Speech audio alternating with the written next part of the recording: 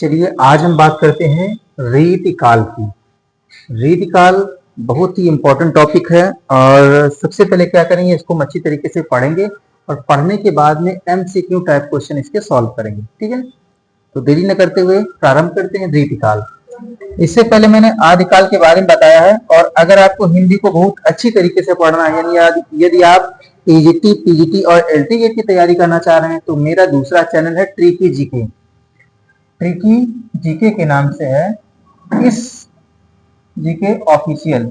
अगर इस चैनल पर आप विजिट करेंगे तो यहाँ पर आप लोग जो जीएस की क्लासेस हैं या हिंदी क्लासेस बहुत ही डीपली क्लासेस पढ़ेंगे मिलेंगी। ठीक है, तो अभी हम यहाँ पर क्या पढ़ेंगे, जो वनडे एग्जाम है उसके लिए हम लोग पढ़ रहे हैं रीतिकाल। देखिए रीतिकाल के बारे में सबसे पहले देखिए, रीतिकाल को आता है रीतिकाल का नामकरण क्या है, यानी रीतिकाल आखिर किसने कहा। सबसे पहला क्वेश्चन यही आता है कि रीतिकाल का नामकरण किन किन लोगों ने, किन किन साहित्यकारों ने लिखा दिया। तो देखिए सबसे पहले नामकरण पढ़ लेते हैं हम लोग, नामकरण क्या क्या है और किसने दिया इस चीज को, इसको हम सबसे पहले पढ़ेंगे। देखिए रीतिकाल का नामकरण, तो नामकरण में सबसे पहले आ जाते हैं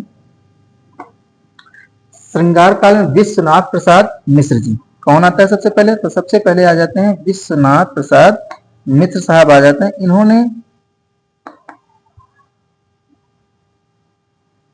इन्होंने बताया सबसे पहले श्रृंगार काल। इन्होंने कहा कि जो विश्वनाथ प्रसाद मिश्र जी ने बताया कि जो रीतिकाल है, रीतिकाल को श्रृंगार काल इन्होंने कहा। तो क्या कहा, सबसे पहला क्वेश्चन ये आता है कि किसने रीतिकाल को श्रृंगार काल कहा।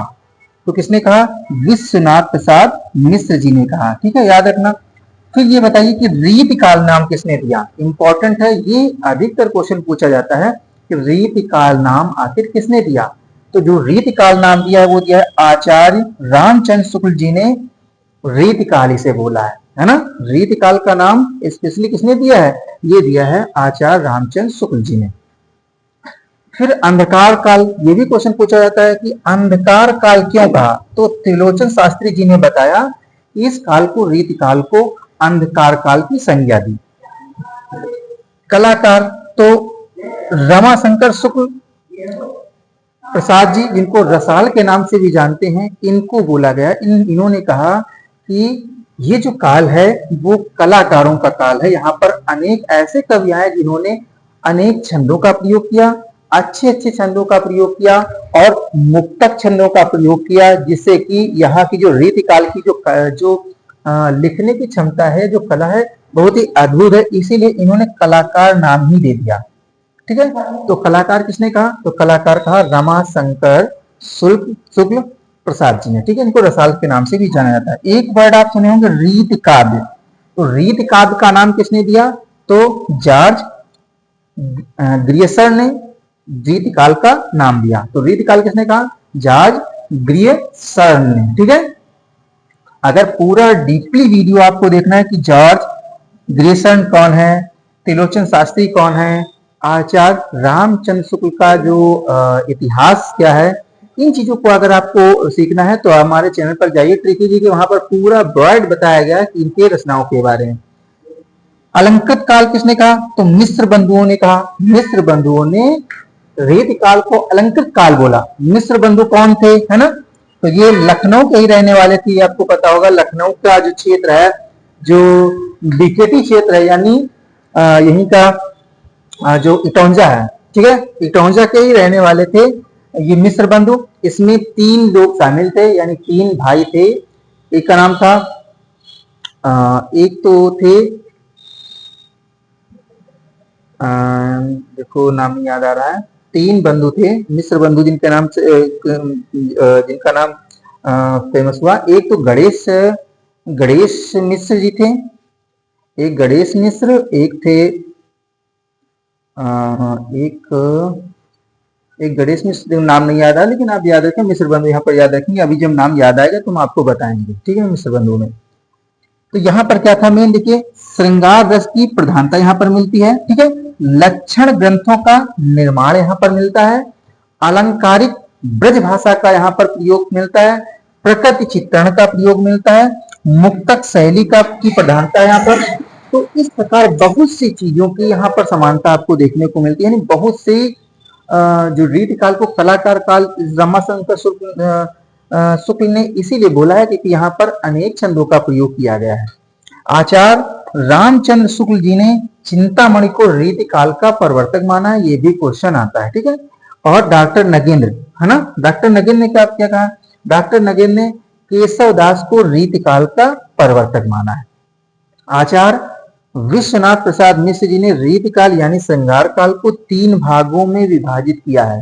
तो ये भी क्वेश्चन आता है कि रीति काल को कितने भागों में विभाजित किया गया है, तो 3 भागों में विभाजित किया गया है, ठीक है। हम रीति काल पढ़ना है, रीति काल में ये आप याद कर लीजिए, यहाँ से क्वेश्चन बनता है कि श्रृंगार काल किसने कहा, रीति काल किसने कहा, अंधकार काल किसने कहा, कलाकार किसने कहा, रीति काल किसने कहा, है ना, और अलंकृत काल मिश्र बंधुओं ने बोला, ठीक है।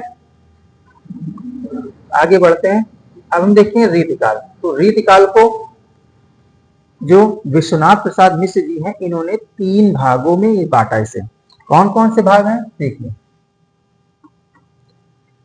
रीति काल को 3 भागों में बांटा गया। पहले बोला गया रीतिबद्ध, दूसरा बोला गया रीत सिद्ध, क्या बोला गया, रीत सिद्ध, तीसरा क्या बोला गया, रीत मुक्त, है ना, 3 नाम दिए गए। तो जो रीतिबद्ध थे, जो रीतिबद्ध कवि थे, उनमें सबसे पहला नाम था केशवदास जी का, ठीक है, सेनापति का नाम था, जसवंत सिंह का नाम था, मतिराम का नाम था, चिंतामणि, ठीक है, भिखारी दास और पद्माकर। तो ये और देव, पद्माकर थे और देव थे। तो ये जो कवि थे, ये कवि रीतिबद्ध में रखे गए। क्यों रखे गए रीतिबद्ध, क्योंकि इन्होंने पुराने छंदों का प्रयोग किया, जो छंद थे उनका प्रयोग किया और अधिक मार्मिक तरीके से उन छंदों का ही प्रयोग किया रीतिबद्ध तरीके, जो कि पहले से रीतियां चली आ रही थी, जितने छंदों का यूज किया जाता, जितने जो शैलियों का प्रयोग किया जाता, उन्हीं शैलियों को इन्होंने फॉलो किया। और फिर उसके बाद में रीत सिद्ध, रीत सिद्ध ये कहा गया कि यानी जो छंद थे उनको बहुत ही श्रृंगारिक तरीके से, बहुत अच्छी तरीके से डिफाइन करने को रीत सिद्ध बोला गया। तो ये काम किया बिहारी लाल ने। किसने किया, बिहारी लाल ने, है ना। बिहारी जो सतसई है ना, बहुत ही इंपॉर्टेंट है, बहुत ही श्रृंगारिक है, बहुत ही वीर से ओतप्रोत है, जिसमें उन्होंने ये जो बिहारी लाल थे ये जयचंद के राज दरबारी कवि थे। एक बार जयचंद क्या होता है कि जयचंद एक अपनी नवविवाहिता पत्नी जैसे पत्नी में वो इतना डूब जाते हैं कि अपनी प्रजा को भूल जाते हैं। तो बिहारी जी ने एक केवल दोहा लिखा था, नहीं पराग नहीं मधुर मधु, नहीं विकास यही काल, अली कली सो विंध्यो आगे कौन हवाल, है ना। तो इस प्रकार से उन्होंने दोहा लिखा। इस दोहे को पढ़कर ही जयचंद की आंखें खुल जाती हैं और वो पुनः अपनी प्रजा को भी देखरेख करने लगते हैं। तो ये थे बिहारी लाल। देखिए कुछ पॉइंट पढ़ लेते हैं कि जो बिहारी लाल है, बिहारी लाल को रीति काल का प्रतिनिधि कवि माना गया है ना। सबसे इंपॉर्टेंट कवि किसको माना गया है, मतलब इंपॉर्टेंट सभी हैं, लेकिन रीति काल को प्रसिद्ध करने वाला, सबसे ज्यादा ऊंचाइयों तक पहुंचाने वाला काम किया था बिहारी लाल ने। और इनकी एक जो मात्र कृति है बिहारी सतसई है, बिहारी सतसई बहुत ही इंपॉर्टेंट, बहुत ही प्रसिद्ध इनकी कृति है। केशवदास को रीति काल का प्रवर्तक माना जाता है ना। इन्होंने रसिक प्रिय लिखा और कवि प्रिय जैसे ग्रंथ लिखे। उन्होंने रीति काव्य की परंपरा की शुरुआत भी की। तो अगर पहला क्वेश्चन कभी कभी पूछा जाता है कि रीति जो काव्य है इसकी परंपरा की शुरुआत किसने की, देखिए ये हाई स्कूल इंटर में नहीं आएगा, जो वनडे एग्जाम है उसमें पूछा जा सकता है, ठीक है। महाकवि भूषण को वीर रस के लिए जाना जाता है। उन्होंने शिवाजी और छत्रसाल जैसे शासकों की के वीरता का वर्णन किया और उनके युद्धों का वर्णन किया उन्होंने, ठीक है। घनानंद को क्या कहा गया, घनानंद को श्रृंगार रस का महान कवि माना जाता है, ठीक है। मतिराम का नाम रीतिकाल के प्रमुख कवियों में आता है ना। सौंदर्य का उन्होंने सजीव चित्रण किया। पद्माकर रीतिकाल के प्रमुख कवि हैं, जिनके नाम पर ही इस युग का जो नाम कई कवियों के साथ में इनका लिया जाता है। तो इस प्रकार के कवि हो गए। रीति मुक्त, जिन्होंने छंदों से मुक्त होकर के कविताएं साहित्य लिखा, उसमें थे आलम थे, घनानंद थे, ठाकुर थे, बोधा थे, दुजदेव। तो ये जो कवि थे इन्होंने छंदों, अलंकारों, इनसे मुक्त होकर वृहद अवस्था में इन्होंने लिखा, इस साहित्य को लिखा है। तो देखिए क्वेश्चन आता है रीतिकाल को कितने भागों में बांटा गया है, तो रीति सिद्ध, रीतिबद्ध, रीति सिद्ध और रीति मुक्त, तीनों को हमने अलग अलग करके चीज बता दी। ठीक है, चलिए आगे देखते हैं। अब हम पढ़ लेते हैं कुछ ऐसी चीजें हैं जिनको हम पढ़ लेते हैं। रीत काल है ना, इसमें कौन कौन से लेखक हुए, कौन कौन से कवि हुए सॉरी, और क्या क्या उन्होंने रचनाएं की, उसके बारे में हम लोग पढ़ लेंगे। देखिए सबसे पहले मतीराम के बारे में पढ़ेंगे। मतीराम ने लिखा फूल मंजरी, ठीक है, फूल मंजरी लिखा, रसराज, ललित ललाम लिखा, सतसाई लिखा, है ना, यहाँ पर मतीराम की सतसाई है, बिहारी की नहीं है, सतसाई लिखा, अलंकार लिखा, पंचासिका लिखा, व्रत कैमुदी और लक्षण श्रृंगार जैसे अद्भुत इन्होंने साहित्य लिखा, जो कि रीत काल को एक अलग ही ख्याति पहुंचाते हैं। तो सबसे पहले नाम किसका आया, सबसे पहले नाम आया मतीराम का। दूसरा जो नाम आता है वो आता है जसवंत सिंह का। किसका नाम आता है दोस्तों, जसवंत सिंह का। जसवंत सिंह ने क्या लिखा, तो भाषा भूषण, ठीक है, प्रबोध, चंद्रोदय, अपरोच, सिद्धांत, है ना, इस प्रकार के कई काव्य लिखे। सिद्धांत, सिद्धांत बोध, आनंद विलास। तो आनंद विलास इंपॉर्टेंट है, यहाँ से पूछा जाता है कि आनंद विलास किसने लिखा, तो किसने लिखा, जसवंत सिंह ने लिखा। इसी प्रकार से कुलपत मिश्र ने लिखा रस रहा से द्रोण पर्व, है ना। तो ये इंपॉर्टेंट चीजें हैं, इनको आप स्क्रीनशॉट ले लीजिए और इनको आपको याद करना, ठीक है। अब हम देखेंगे यहाँ बिहारी सत्यसई, जो कि अधिकतर पूछा जाता है। बिहारी सत्यसई पूछा था कौन सी भाषा में लिखी गई, तो ब्रज भाषा में लिखी गई है, ठीक है। इसमें क्या यूज किया गया, तो छंद दोहा का प्रयोग किया गया है, ठीक है। दोहे कितने हैं, तो 719 दोहे हैं। किसने लिखा है, बिहारी लाल ने लिखा है। इसीलिए बोला सतसैया के दोहरे, जो नाविक के तीर और देखन में चोटन लगे घाव करे गंभीर। तो इस प्रकार के जो रचनाएं हैं वो बिहारी सतसई ने लिखी हैं। रीत मुक्त कवि में आलम हो गए, आलम केली ने लिखा है ना, सुदामा लिखा, सुदामा चरित लिखा है, श्याम सनेही लिखा है, घनानंद की ये रचनाएं हैं, ठीक है। तो इस प्रकार से ये जो रचनाएं हैं मेन वो मैंने बता दी, ठीक है। चलिए आगे देखते हैं। आगे कुछ क्वेश्चन दिए हुए हैं और इन क्वेश्चनों को आपने अगर सही से ये वीडियो देखा है तो ये क्वेश्चन आप आसानी से कर सकते हैं, ठीक है। चलिए पढ़ते हैं क्वेश्चन। पहला क्वेश्चन पूछा गया है कि आचार्य जो विश्वनाथ प्रसाद जी मिश्र जी हैं ने रीतिकाल है ना, रीतिकाल का नामकरण किस आधार पर किया है, बताइए किस आधार पर किया है। इनका जो नामकरण है वो किस आधार पर किया गया है, किस आधार पर किया है। श्रृंगार काल बोला है या वीर गाथा काल बोला है, कला काल बोला या भक्ति काल बोला है, इसमें से कौन सा सही है रीतिकाल। तो मैंने बताया था कि आचार्य विश्वनाथ प्रसाद जी ने रीतिकाल को श्रृंगार काल बोला है। वीर गाथा काल जो कि आदिकाल का है ना। और वीर कौन होते हैं, तो वीर कौन थे, राम। मैंने बताया था, इससे पहले वाला वीडियो देखा होगा तो इसमें मैंने बताया था कि जो वीर थे वो राम थे, भगवान राम थे, बहुत ही वीर थे। तो इसीलिए रामचंद्र शुक्ल ने लिखा है ये वीर गाथा काल, जो कि आदिकाल का नाम है, ठीक है। कला काल किसने बोला, ये भी अभी मैं बताया कि जो कला काल बोला गया है वो किसके द्वारा बोला गया है। तो ये वाला क्वेश्चन आपको इसका जो आंसर है उसको आपको कमेंट बॉक्स में देना है, ठीक है। कि कला काल आखिर किसने बोला है, क्या बोला है, कला काल किसने बोला, कला काल, है ना। रीतिकाल के प्रवर्तक कवि किसे माना जाता है, चलिए बताइए, जो रीतिकाल का प्रवर्तक कवि है किसे माना जाता है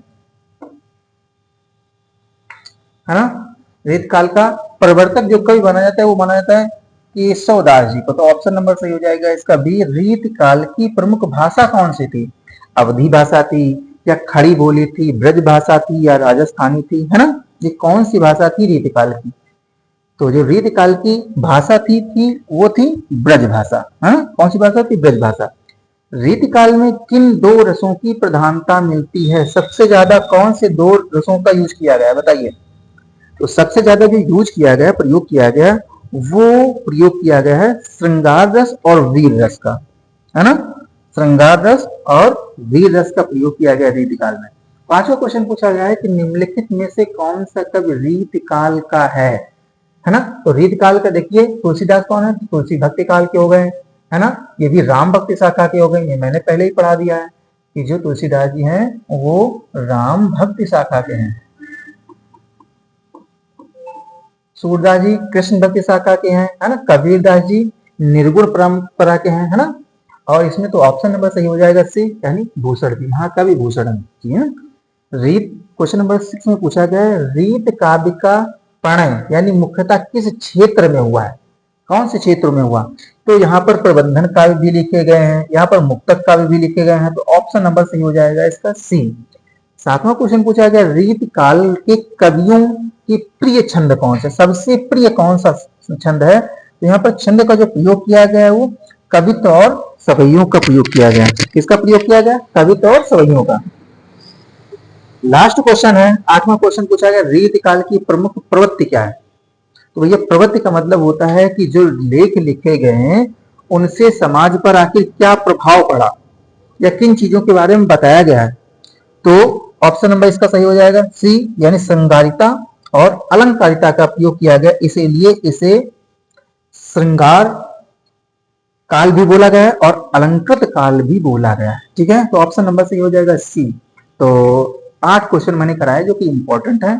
मैंने आदिकाल का वीडियो अपलोड कर दिया है, भक्ति काल का वीडियो अपलोड कर दिया, रीति काल का भी वीडियो अपलोड कर दिया। अब आधुनिक काल बचा हो उसको हम पढ़ा देंगे। ठीक है, तो ऐसे हिंदी का जो इतिहास है उसको पढ़ाएंगे, उसके बाद में हिंदी भी समय मिलेगा तो कंप्लीट करवाएंगे। आपके जो पेपर है बोर्ड के वो भी मैं सेट कर रहा हूँ, वो भी मैं आपको पढ़ा रहा हूँ। तो वीडियो अगर अच्छा लगा हो तो वीडियो को लाइक कीजिए और चैनल को सब्सक्राइब कर लीजिए, जिससे कि रोजाना अपडेट आपको मिलती रहे। समय देने के लिए धन्यवाद।